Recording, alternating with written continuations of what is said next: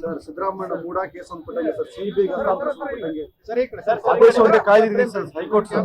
ನೋಡೋಣ. ನನ್ನ ಪ್ರಕಾರ ನಂಬಿಕೆ ಇದೆ, ನ್ಯಾಯಾಂಗದಲ್ಲಿ ನಂಬಿಕೆ ಇದೆ. ಸಿದ್ದರಾಮಯ್ಯ ಅವರ ವಿರುದ್ಧವಾಗಿ ಏನಿದೊಂದು ಷಡ್ಯಂತ್ರ ನಡೆಸ್ತಾ ಇದ್ದಾರೆ. ಖಂಡಿತವಾಗ್ಲೂ ಮೊನ್ನೆ ನಡೆದಿರ್ತಕ್ಕಂಥ ಈ ವಾದ ವಿವಾದದಲ್ಲಿ ನಮಗೆ ಜಯ ಆಗುತ್ತಂತ ನನ್ನ ನಂಬಿಕೆ ಇದೆ. ಸರ್, ಈಗ ನಮ್ಮ ರಾಷ್ಟ್ರೀಯ ಅಧ್ಯಕ್ಷರು ಹೇಳಿದಂತ ಹೇಳಿಕೆ ಬಹಳ ಚರ್ಚೆಗೆ ಕಾರಣ. ಏನು ನಿನ್ನೆ ಗಂಗೆ ಸ್ನಾನ ಮಾಡಿದಂಥದ್ದು ಎಷ್ಟೇ ಪಾಪ ನಿಮ್ ಪಾಪ ತೊಳೆಯಲ್ಲ ಅಂತ ಹೇಳಿದ್ರು ಅಮಿತ್ ಶಾ ಮತ್ತು ಮೋದಿ ಅವರು. ಅಲ್ಲ, ಅವ್ರು ಹೇಳಿರ್ತಕ್ಕಂಥದ್ರಲ್ಲಿ ಸತ್ಯನೇ ಇದೆ. ಯಾಕಂದ್ರೆ ಪಾಪ ಮಾಡಿ ಹೋಗಿ ಗಂಗಾ ಸ್ನಾನ ಮಾಡಿದ ತಕ್ಷಣ ಪಾಪ ತೊಳೆಯಂಗಿಲ್ಲ, ಆತ್ಮಾವಲೋಕನ ಮಾಡ್ಕೊಂತಕ್ಕಂಥ ವಿಷಯದಲ್ಲಿ ಆ ಸಂದರ್ಭದಲ್ಲಿ ಹೇಳಿರ್ಬೋದು ಅವರು.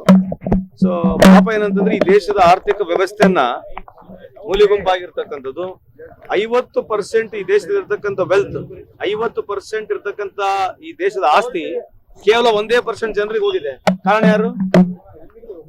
ಇವತ್ತು ಸಣ್ಣ ಸಣ್ಣ ಉದ್ದಿಮೆದಾರರು ಅವ್ರ ಪರಿಸ್ಥಿತಿಗಳು ಹೋಗಿ ನೋಡ್ತಾರೆ. ಯಾರನ್ನ? ಬಿಜೆಪಿ ಯಾರನ್ನ ಮಾತನಾಡ್ತಾರೆ ಇದ್ರ ಬಗ್ಗೆ. ಮತ್ತೆ ಇವೆಲ್ಲ ಪಾಪಗಳಲ್ಲ. ಪಾಲಿಸಿ ದೇಶದ ಹಾಳು ಮಾಡಿ ಜನಕ್ಕೆ ಅಧೋಗತಿ ಒಯ್ದು ನೀವು ಬರೇ ಟಿವಿನಲ್ಲಿ ಮಿಂಚಿಕೊಂಡು ಬರೇ ಭಾಷಣಗಳು ತೋರಿಸ್ಕೊತಿದ್ರೆ ಮತ್ತೆ ಇದು ಪಾಪ ಅಲ್ವಾ? If you done any wrong ಪಾಲಿಸಿಯಿಂದ ದೇಶ ಹಾಳಾಗುತ್ತೆ. ನೀವು ಮಿಂಚ್ಕೋಬಹುದು, ನೀವು ಡಿಫೆಂಡ್ ಮಾಡಕ್ಕೆ ನಿಮಗೆ ಎಲ್ಲ ಹಿಂದ್ಗಡೆಯಿಂದ ಮೀಡಿಯಾ ತೋರಿಸ್ಕೊಂಡು ನೀವು ಡಿಫೆಂಡ್ ಮಾಡ್ಕೊಂತ ಹೋಗ್ರಿ. ಬಟ್ ವಾಸ್ತುಸ್ಥಿತಿ ಏನಿದೆ? ಇವತ್ತು ಸ್ಮಾಲ್ ಸ್ಕೇಲ್ ಇಂಡಸ್ಟ್ರಿ ಬಗ್ಗೆ ಯಾರನ್ನ ಮಾತಾಡ್ತಾರ? ಇವತ್ತು 2 ಲಕ್ಷ ಕಿರಾಣಿ ಅಂಗಡಿ ಮುಚ್ಚೋಗಿದಾವೆ, ಇದ್ರ ಬಗ್ಗೆ ಮಾತಾಡ್ತಾರ ಯಾರನ್ನ? 2 ಲಕ್ಷ ಕಿರಾಣಿ ಅಂಗಡಿ ಯಾಕೆ ಮುಚ್ಚೋಗಿದಾವೆ ದೇಶದಲ್ಲಿ? ಯಾರು ಮಾತಾಡ್ಬೇಕು? ಯಾರು ಇದ್ರ ಬಗ್ಗೆ? ಏನಿಲ್ಲ, ಸುಮ್ಮನೆ ಹೇಳೋದು, ಹೋಗ್ಬಿಡೋದು, ಟಿವಿಯಾಗ ತೋರಿಸ್ಕೊಂಡು ದಿನ ಬೆಳಗ್ಗೆ ಮಿಂಚ್ಕೊಳ್ಳೋದು. ಮತ್ತೆ ಇದು ಪಾಪ ಅಲ್ಲ. ಮತ್ತೆ ರಾಹುಲ್ ಗಾಂಧಿ ಹೇಳೋದು ಕರೆಕ್ಟ್ ಇದೆ.